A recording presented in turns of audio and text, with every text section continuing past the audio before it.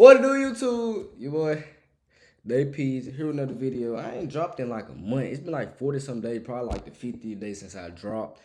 I ain't gonna get on here and make no bullshit ass excuse to I ain't dropped.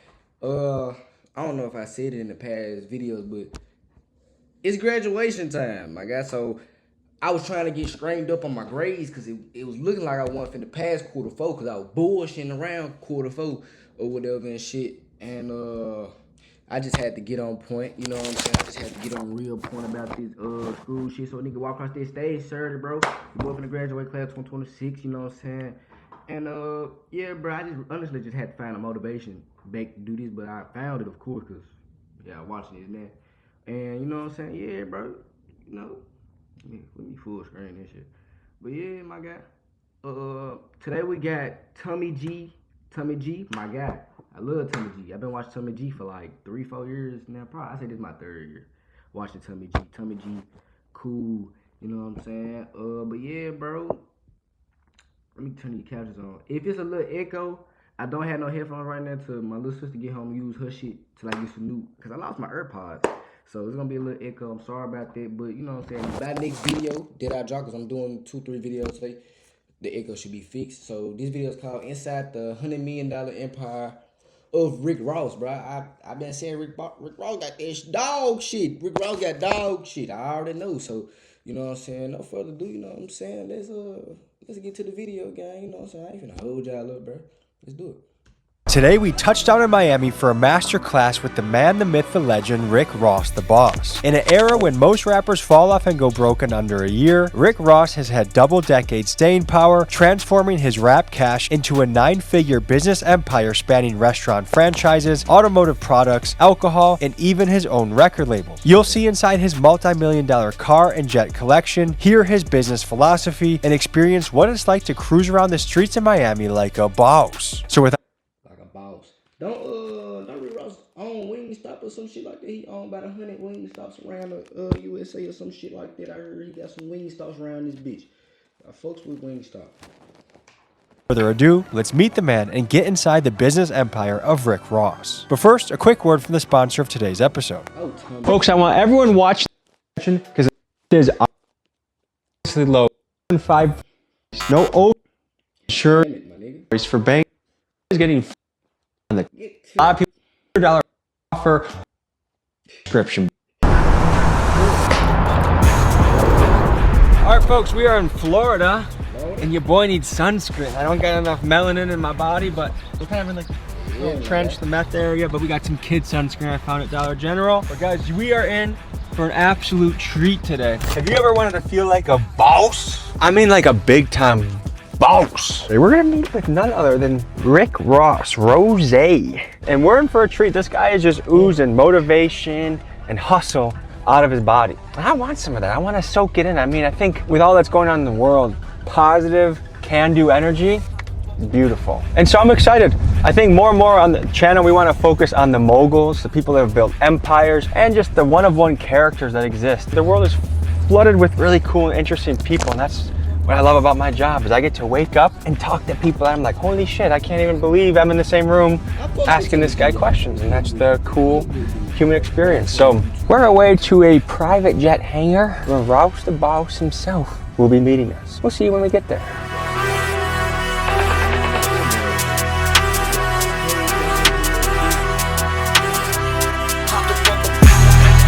All right, folks, we found the hangar.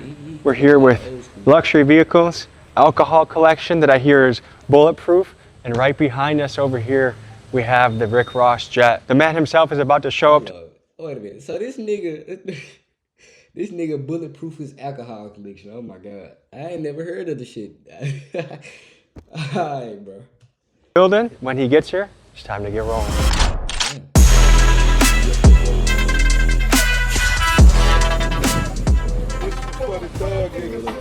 What's happening, brother? My name's Tommy. Nice to meet you. Pleasure mine. How are you? Too easy. You're a man that likes collecting the finer things in life, right? Facts. I brought Milwaukee's finest for you. Just a little something to show our appreciation for you. Let me see it. Let me see it, because if it's the finest, it has to be the finest. Here, you want to unbox it? Diamante. Diamante. Hey, this guy made this for your face in particular? Gold, diamond cut. Damn, you look good. Shout out to Diamante. Those are actually going to make it in my closet, man. Hell yeah. So I'm gonna harness my inner Rick Ross today, so I'm gonna get a little something going myself, okay? Too easy. Can you give me a little tour of what we're walking through right now? This is the Rick Ross Clubhouse. That's what it somewhat is.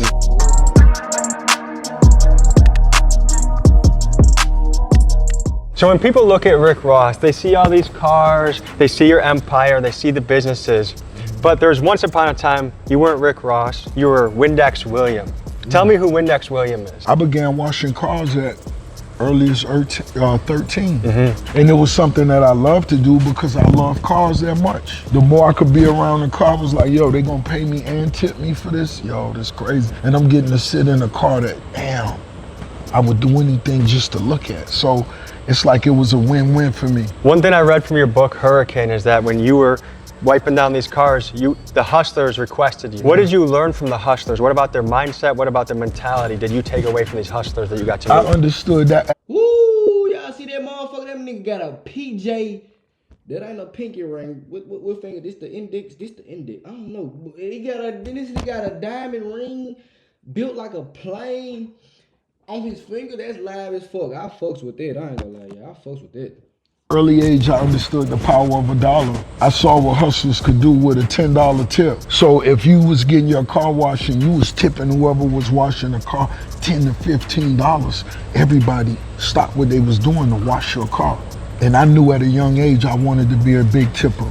I want to pull up and they stop what they doing and take care of Rose. I understood the science of mathematics. I want to talk about your portfolio. Can we walk over here and you tell me your alcohol portion of your portfolio? I began understanding branding as soon as I got in the game. I understood once again the science of mathematics because I was standing in the club already. I'm in the club. The bottles are next to me.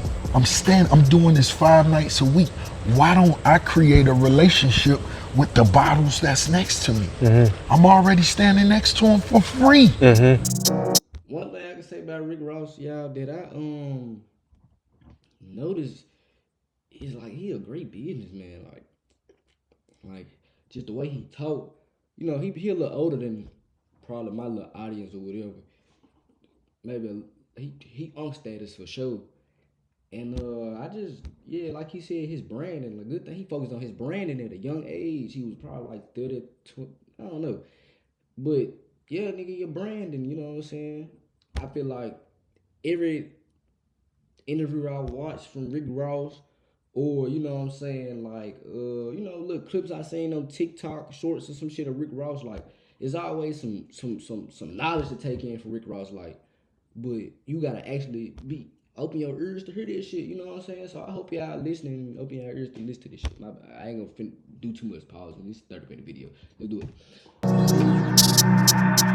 Can you break down a little bit of, okay, so when you get into these deals, are you looking for equity? Are you looking for the exit? Are you looking for the cash flow? Every deal is different. Some things you could see the long-term vision on. Some you may not. Some things you may want to, let's keep this to a 3-year situation and we'll come back in 3 years and rediscuss what's going on if it's good for both of us. But some of them you see right out the gate. You're a money-making factory, but I read recently that you walked away from a 7-figure cigarette deal. So you don't take all money that comes your way. What's your criteria? For me to be great at what I do, it's got to be something that I really admire, something that I really love. I'm not just going to rep Luke Belair when I'm in the club. No, everywhere it's a part of my lifestyle. That's something that I really love. That's something that I really enjoy, so it's fun for me. But if you try to hand me a Newport or a Marlboro, that'll fuck up my energy and my vibe. I don't want that. Now, do I smoke? Of course I smoke nice herbal flowers. You know what I'm saying? Maybe in a few years, y'all see your boy Daypeezy brand himself on a box of blacks. You know what I'm saying? Do I smoke blacks? Not all the time. I tap a black, boost my hat with the wood and shit. I tap a black. I ain't an everyday black smoker. Like, it's twice a month for me. Like, it gotta be an event. I'm boosting. Damn, I'm boosting my hat with the blacks and shit. But yeah, I get where he coming from, because like, he a real ass nigga. He can't take no money, you know what I'm saying, from nobody you know what I'm saying, from some shit that he, you know what I'm saying, he don't do. I understand that and I feel that, you know what I'm saying? You might see me brand myself on some condoms. Me and my bitch don't use condoms though. So I can't do that as of right now. If we stay together forever, I can't do it at all. I get what he's saying. Like, I don't know if I'm making the right. But I don't smoke squares. Was it hard to walk away when you're looking at that much money on the table? Nah, not if I know I'm not gonna do it wholeheartedly. You have 20 plus years in the game. You have Fact. longevity, which is rare right now. I think especially right now in rap, you hear about these guys, they pop up big for about a year and a half, and then they start to fade away. What are the biggest mistakes rappers are making when it comes to money and when it comes to having longevity right now? You want to stack your paper so you can understand your possibilities. Let them stack for a year, and at the end of the year, now look at your possibilities of the next move you can make. Instead of going to get a quick watch and a quick thick chain and some Dior sweaters, let that shit set up. And at the end of the year, you could go get a 5-bedroom with a swimming pool. And then on top of that, just make it an Airbnb. Shit, put your cousin in one room. Let them know you handle the lights. You know, I'm just a hustler. I'm gonna find a way to do something. So, because the average rapper I know that signed a deal in the last couple of years, immediately they're going to get teeth, they're going to get jewelry, and they spend a good chunk of their advance. They don't even know that they have taxes on the back and they have to take care of. And by the time they're done spending on random bullshit, they're almost broke again. That's how it goes. And that's one thing that I was fortunate to learn in the streets before I got in the rap game. I had the experience of making a little bit of paper and losing it. Oh, in the streets, that's what you do. You go to a dice game, you come in with $800, you leave with nothing. Oh, you got to experience that. And you tell yourself, I'll never go broke again. I'll never go broke again. But you go broke again and you do it again. And that's when you begin to learn to respect the power of a dollar. I didn't buy nothing. I just went and ran it all the way up, stacked it in a shoebox. Let's see what it looked like at the end of the year. Now let's see what we could go play with. I ain't gonna lie, y'all. I'm 18, man, and it's something I struggle with, y'all. Like, just not splurging, gang. Like, nigga get them racks, bro. Nigga get them racks, nigga. I wanna go buy me a fit. You know what I'm saying? You know what I'm saying? And my mama tell me, you know what I'm saying? It's okay to make yourself feel good, but some of your money gotta go towards investing and budget. I'm noticing that shit now, gang. Like with the money I get or whatever, bro.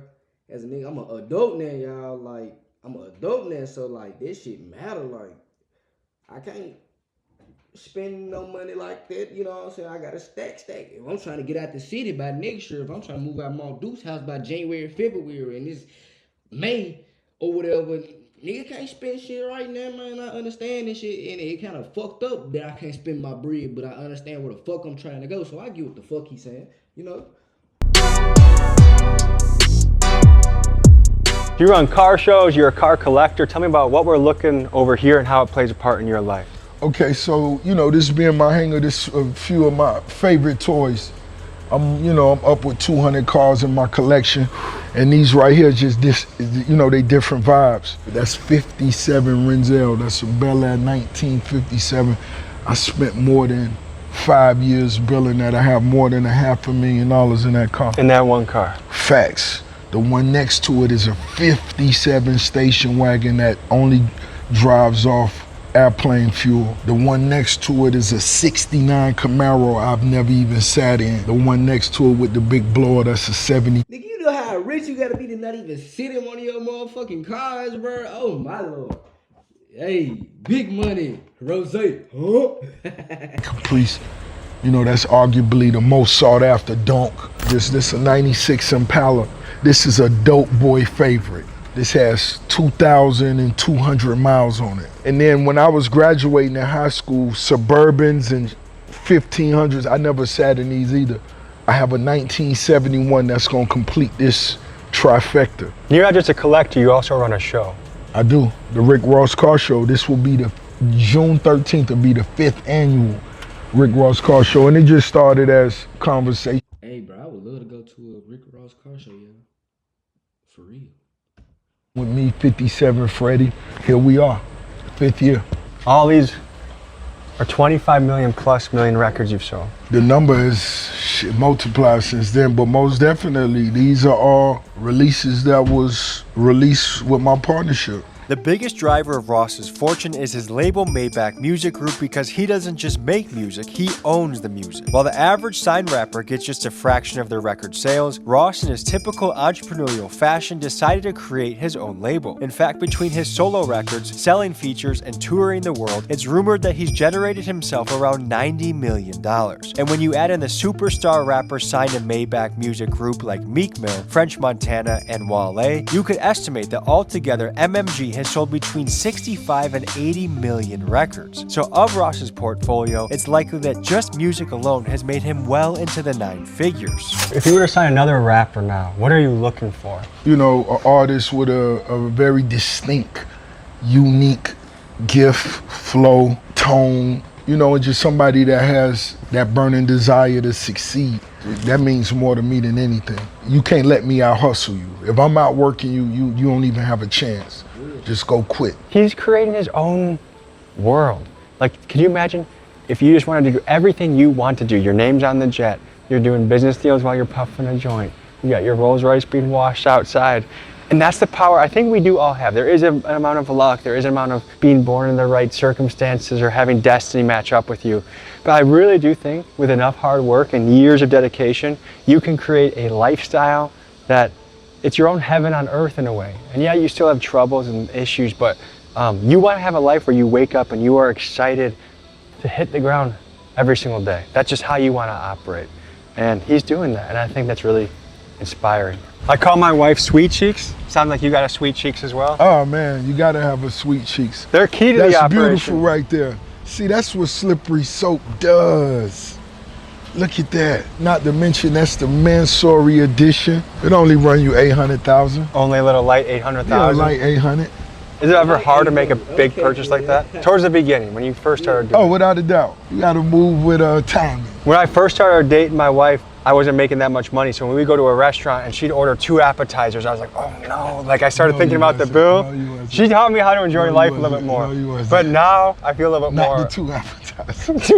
but you have to sacrifice at the beginning and aggressively save. Just like you said, you sat on your money. The first deal you did, Facts. You sat on it. Facts. I didn't try and spend anything crazy. I still don't. I want to be in a position of untouchable money. Of course, until I get that's most there. definitely the goal, and it's a blueprint that you have to follow to get there. Let's head to AutoZone. Picture. Let's go. I hear we got to stop there. Ross, from what I understand, you got some secret weapons on your team. Tell me about your sister.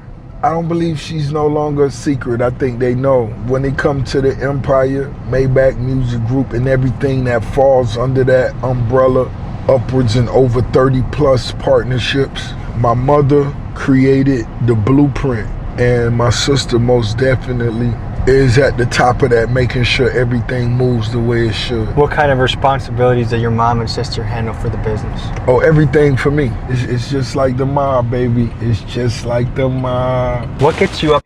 And y'all notice, like, he kept this shit in the family too, you know what I'm saying? But not everybody in your family you can trust though, so good thing he can trust, you know what I'm saying, those in the house with him. Like me, I live with my mom and my sister. Like, that's inspiring, gang. That you came all the way up and you brought them with you. They making the millions with you. You got them running shit while you hear me running shit on, you know what I'm saying?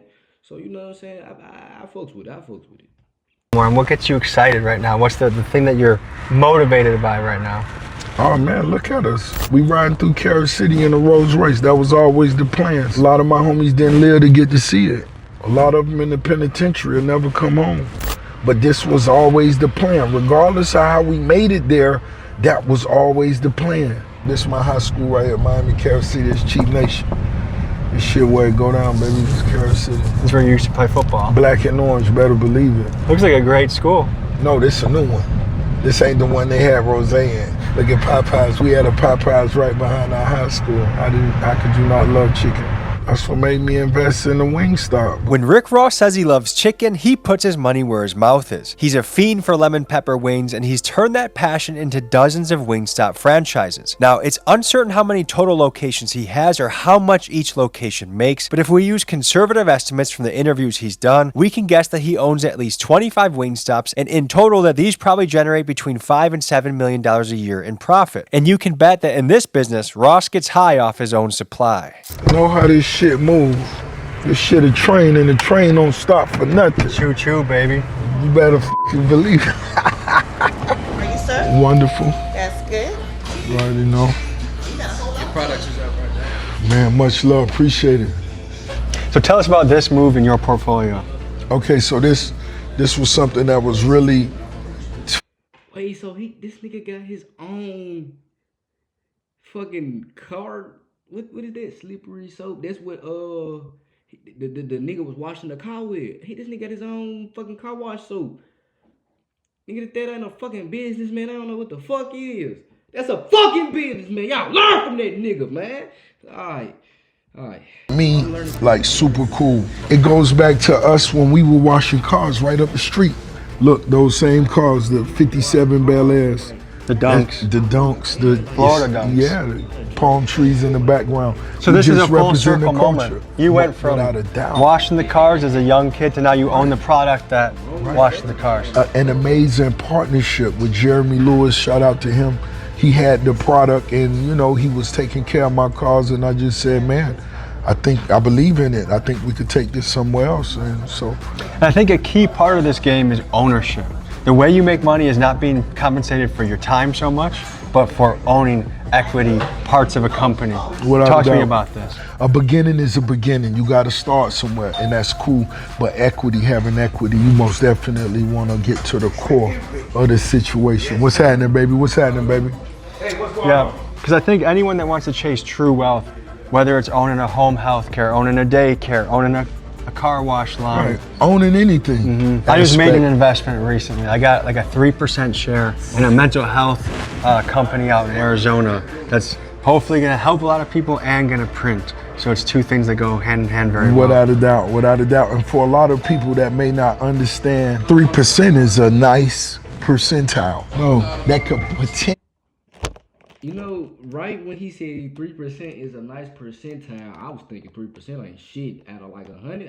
That mean the other motherfuckers got 97%. But if Rick Ross say that's nice, that mean he's still getting what, 300K, 400K probably. I don't think he getting 400K a month. Man, I ain't gonna doubt no nigga hustle, but you never know. You know, he getting dog shit. Dog shit is dog shit, y'all. That's what I'm saying. Be millions upon millions upon millions upon millions, and we speaking of 3%, and that depends on, once again, what you're talking about. Should we head to Checkers? Why not? It's the biggest bezel, baby. One of these tire shine, a ceramic spray wax, a quick detailer, You're really stocking a up. wheel cleaner, and the neutral. Yeah, where we could do this at. Shout out to AutoZone once again, an amazing partnership. We hearing this vibe, and so when I come in different AutoZones, I walk around and just look for different things. I always find something new that I never knew they carried. That Rick Ross Car Show, June 13th. What's up, baby? How you doing, Much sir? love, Big Eddie. Yes. Much love. I remember you since high school. Did you? Yes, sir. You went to Carol City? Yes, sir. Carol City Chiefs in this one. You already know what it Come on. is, baby. You already know. But by the time you finally got your product in the store, Y'all see me right here in Carol City at AutoZone. Hello. 2 bosses, 2 shot callers. That's it. You already know what it is. Slippery soap. The boss gloves.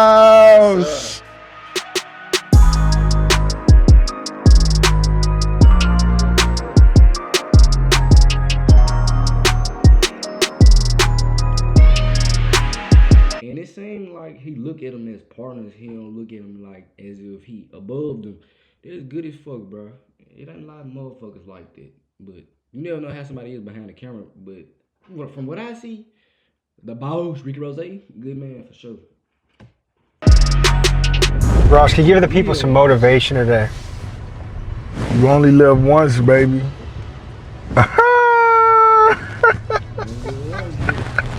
This bitch start with life and end with death. When is that day? Who knows? We don't know. Will you be prepared? The older you get, you think more about death? No, the reality, it becomes more, realistic every day. You seem like a guy that almost never gets nervous. You might be right. That's your aura, at least. You might be right. Because a lot of people are plagued by anxiety. They're plagued by not having confidence. I don't in take themselves. medication. I was having this conversation with one of my, and they like, homie, you got all these businesses and you don't take no anxiety medications. Nah, I don't. It's a beautiful thing.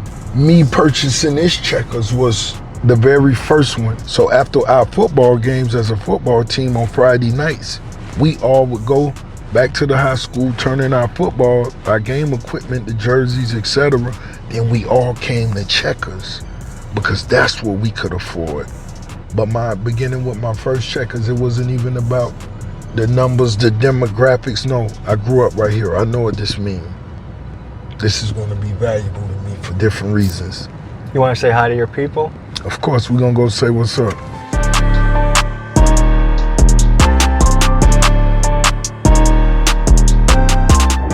Carrot City in this thing, you know what it is? Carrot City alone. You better believe it, baby. The Big Buford, did you name that? No, I named one of my trucks after that. I'm finna get a spicy chicken sandwich combo and a Big Buford for no reason. And so that's where we hung at. We all pulled our cars right there. Boom, boom, boom, boom, boom, boom, boom. Do you know if someone wants to get into a franchise like this, do you know how much they should be saving up? Is it 200, 500? Is there an estimate of what someone should be looking to save to get one of these? Oh man, anywhere from 3 to 500K. I think a lot of people, when it comes to making their first few investments, I ain't gonna lie, y'all, that ain't bad, y'all. 3 to 500K, that's not bad. That's not bad at all. Let me run on 3. I'm finna run on 300 in about 6 months. Fuck it. 300 to 500 in 6 months. I'm gonna get me a American Daddy around this bitch or something. I fucks with it, but he said, I fucks with it. That ain't too bad. Like, that ain't bad. That ain't bad at all. Nigga, you paying what, 300 to 500K, and nigga, you finna get triple that a year. Nigga, you finna get triple that a year. You hear me? That's, I fucks with it. they can get worried. They feel like they don't have enough money to do it, but even saving $50 a week adds up over a year. And then you start to amplify that because one rental property steamrolls into 2, which turns into 4, 8, and then all of a sudden you gotta... That's most definitely the perfect situation. But you most definitely gotta have your foot on the gas. And what are you willing to sacrifice for a little bit? It was most definitely a time where I couldn't do that. Enjoy all the nice restaurants and all that shit. It was a time where you couldn't do that. You had to just stick to whatever the plan was and execute whatever the plan was. When it comes to multiplying any business, you kick the door in, you see what the potentials are, you get better at what you do, and it's all about team, like I said, and you keep going. Right now you're at a stage where you don't really need, like you are the money in a lot of ways. But if someone were to say, Rick Ross, I think Milwaukee would be a great location for a Wingstop. I'll put up some of the capital, you have your team run it. Would that be something that you would even consider? Just naturally off the top, no. How do I know you're a good partner? That's a gamble I'm taking right off the rip. For 2, I don't need the finances. I can do that myself. So now I'm already shaking the dice. Or are you going to deliver whatever your end of the bargain is? And then a lot of times, unfortunately, in business, everybody don't. Is there anything still on your list this year you want to close out to add a new partnership to the table? Yes, it is. We actually close to closing the deal. I have a dentist office. I have a partnership with a dentistry. That's a lucrative one. A very lucrative. I think Like, this nigga partnerships is like shit that the average motherfucker wouldn't think of. Rick Ross, no glaze. That shit is not the average motherfucker. This nigga finna close a deal on a dentist. This nigga kids. Nigga finna be rich as fuck. After this nigga gone, his kids. It's gonna be rich as fuck. I fucks with it. what you open the doors for people is the belief that anything can happen. And it's the truth. That's all I let them know. I graduated from school right here. This still an empire. This still what mean the most to me. It's just like music. My city, music, everything after that fall in place. And the cool thing is it only takes one thing to change your life. For you, it was every day I'm hustling. One thing. How did your life change once you dropped that song? Once I dropped that song, it was a global smash. And like I said, I just focused on that song, executing, performing, and writing new records for a whole year. I never went and bought a car. I just made sure I wouldn't miss one show. I wanted promoters to know this dude right here is about his business. He not gonna be late. He not gonna come drunk. He not gonna fuck up the party. No, we gonna party even longer. You paid me for 30 minutes, but I stayed 50 minutes. I'm gonna show you that love. And once that began to get around, they understood Rick Ross was here to stay. How many years were you rapping for before Every Day I'm Hustling came out? Maybe 10 years. Did you almost give up or decide to call? Of course, you want to quit a lot of different times. I think that's the hope everyone should keep back home is whatever it is that you're cooking up, just know that it could be the next song, the next deal, the next video. For me, it was a Kia Boy video I covered in my home city of Milwaukee. That video changed my life. And ever since then, I've been hustling on the road, putting something out week after week to try and entertain and educate. It just takes one of those things to change your life. Just one, only one. All right, the boss is handling some business. We're gonna meet him at the next stop. That's some crispy French fries. So one thing I've learned about Ross is he is very good at protecting his energy. The next stop is about 30 minutes away. He had me get out, ride with my guys. And I like that because I've been on shoots where I'm rolling for 10 hours. And by the end of it, I can barely think of a question. I'm on E, I'm not feeling great. But the way you work with Ross, you get him fresh every time because he knows how to dip in, dip out, dip in, dip out. So just learning stuff from him. Pretty cool experience to work with a guy like this.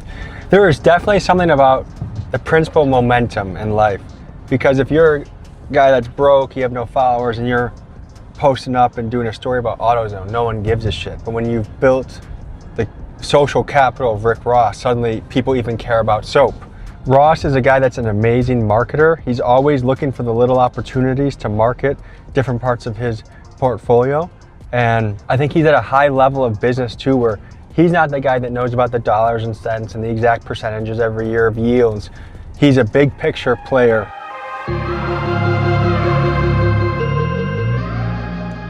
And look, y'all, apparently he stay in his hometown. Still, ain't no telling how much shit he own, my bad.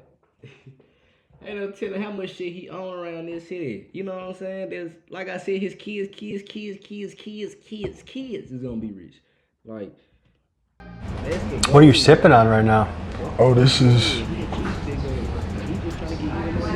yeah, that Rick Ross beer. You know, I got the THC vibe coming. I mean, the lagers, the vibe. You want one? I'd love to try. he got. I gotta get that. Let me look that bitch up. I swear I'm gonna look the fucking Rick Ross THC shit up after this video. I need that. You too. I'm grown as fuck, bro. I need that shit. I need that. Fuck you talking about. He got bird for the alcoholics. I ain't even gonna call y'all alcohol for the niggas who like to drink. And he got some THC shit coming. Some shit I can drink. It gonna give me fat. I want that shit. And just cause it's black on, you hear me? No offense to any other race or anything, but it's black on. I'm black, so if it's black on, I want to support it, and I like to get high, nigga. So I'm definitely gonna look this shit up at this video. This shit gonna be on my mind all video. I swear to God.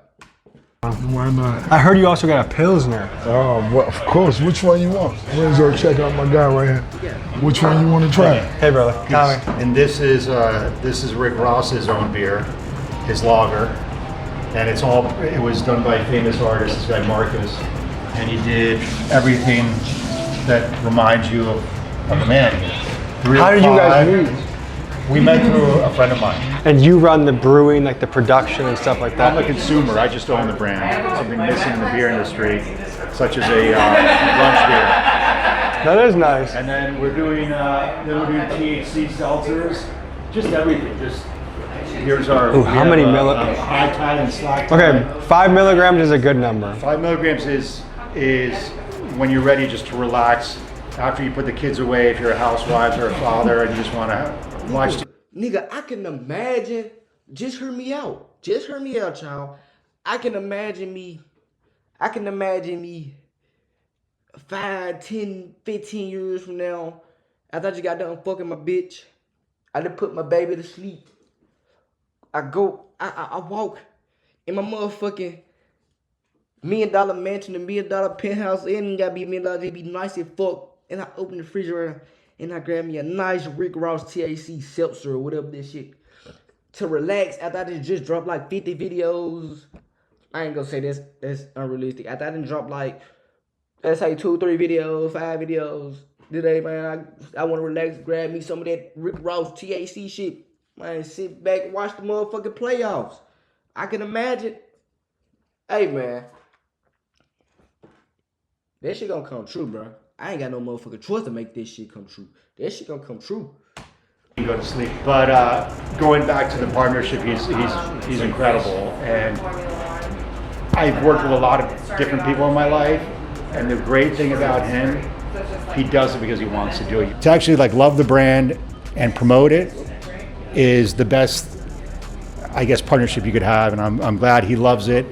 And I know a lot of people that work with celebrities and they don't do 1/10 of what this man does. He's a big marketer. I know everything he does, he knows when to plug, he knows how to market it. And not only does he know when to plug, but it's funny. It's organic content, which I love, and which people know. They can tell when something's fake and when it's real. And his is all real. Ross, one thing I've observed about you is you're very good at protecting your energy. You know when to come in, come out, when to pause for a second. Can you talk to me about that? That's just something that's natural to me. It's nothing that I put thought into. I do look at myself as the one that pretty much controls the conversation. And do you feel like you always had that attitude of I'm the boss in the room, even when you were not yet quite officially the boss? I did. You know, I was a young kid, I was a big kid, I was a playful kid, I was an athletic kid. You know, I made all city playing football. I played 3 different sports at one time. I wrestled. You wrestled? Yeah, I played center and I did track and field. So shot put was my thing. So what weight did you wrestle at? A heavyweight. It wasn't no limit. Did you have a go-to move? I had one move that's all I cared about. Headlock? No. Hip toss? No. Body lock? I'll show you what it is. Mm-hmm. So it was basically, once we locked up, this all I wanted. Knee pick. That's it. Yeah. Boom. Once I get on top of you, then I'm gonna let my Hulk Heavyweights Hogan, are cooked once they're on top. The inner weight Hulk Hogan do you in. There's okay, so a bull rush knee pick. Even if you work your way out of that, the energy that's gonna take from you, it's gonna be it's gonna be a rough day. Me personally, I bet on wrestlers. I wrestled since I was 10. I wrestled through college. That to me, if I find a wrestler in any job, that's who I'm betting on. You know something I'm a fan of that a lot of people wouldn't even believe? Sumo wrestling. It's when I always go to Dubai, I make sure that the room that I suite I have it on sumo. They have sumo wrestling all day. And I love to just see those big low. It's all about staying in that circle. So, and once again, it's competitive. I want to see how far somebody willing to go to accomplish whatever they're accomplishing. You're launching a tour. Oh, I love it. Tell me about your tour. Listen, this tour is going to be one of one for me. I'm celebrating 20 years. That's 20 summers of my debut album, Port of Miami, as well as other timeless records that I'll be performing live. This track list that I've put together, I have never put together and performed these records under the same roof. Now imagine me tuxedoed out, heavy diamonds. I have an amazing choir, orchestra, amazing orchestra, without a doubt. And Ricky Rose, 20 plus years of timeless hit records. It has never been done. Everybody need to get their tickets now. Folks, Rick Ross is going on tour and he's likely stopping at a city near you. He's bringing out an orchestra, his greatest hits, and a chance to dress up in a suit and feel like a boss. The link to his Port of Miami tour is in my description. Indies in the city, nah. Oh damn, hold on. Yeah, none of these in the motherfucking city. It's cool though. I'm gonna live in one of these cities real soon. God, I fuck with it. Make sure you get yours while tickets are still available. And how do people gotta dress for this? Oh, formal. This is most definitely Like black tie. Oh man, this you on your A game. Yeah, I actually love to dress formal. I ain't gonna say I love to dress formal, but when it's time to dress formal, I do it. Like, man, y'all go follow my IG, Daypeezy. Y'all can see my prom pictures. Like, bro, love that shit. You know, business classy. Like, nigga, you can't walk in this bitch dope boy fresh.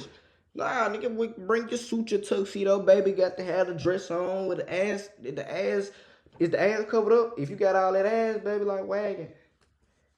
Like my girl, she got some ass, y'all. Can't wait to tap that again. But, yeah. Without a doubt, this is A game attire. Your girl should be in her favorite gown. If it's not new, it's Did I just say that Big D in the dress? Big D be the favorite grab to the ass. You hear me? Yeah, I fucks with it. favorite. Fellas, you already know what it is. what it Heavy is. steam, Yeah, heavy ice. yeah. Ross, you're an inspiration. I'm rooting for you. I hope your tour goes well, and thank you for motivating people all around the world. Man, It's been a pleasure, brother. This is one of the best days I've spent with someone, man. You're a cool guy, and I look forward to us staying in touch, and let's keep going, man. Let's keep going up. Let's do it. All right, folks, that's a wrap. Rick Ross, that's a bucket list guy to do a pro. Shout out to Tommy G, man, for getting us this motherfucking video, bro. Yeah, like I ain't gonna lie, I took in some game for sure. Like from this video, like on some real shit, I took in hella game, and I'm gonna goddamn use this shit. Like I ain't shit but 18. That ain't shit.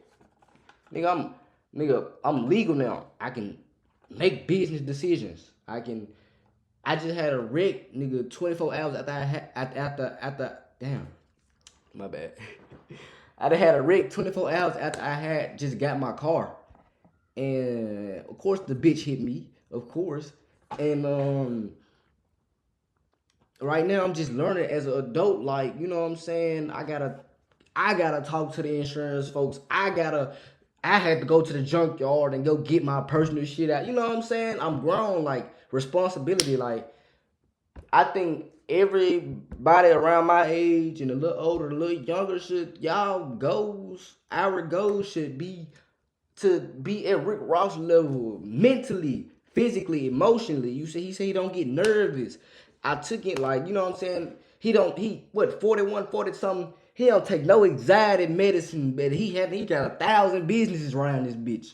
Man, come on now. If that ain't your motherfucking goal in life, if your motherfucking goal in life ain't to create no motherfucking generational wealth, what the fuck is you doing, bro? But look, bro, I'm not finna hold y'all up, bro, because I'm actually finna record another motherfucking video. You know what I'm saying? So make sure y'all like, subscribe. I really hope y'all enjoyed this video. I enjoyed this motherfucking video. I enjoy reacting to this video too. Like, I love it, nigga. I love it, nigga. So man, it's been your boy. Look, man, it's been your boy Daypeezy, man. It's been your boy Daypeezy, man. Shit, your boy, I'm about this bitch.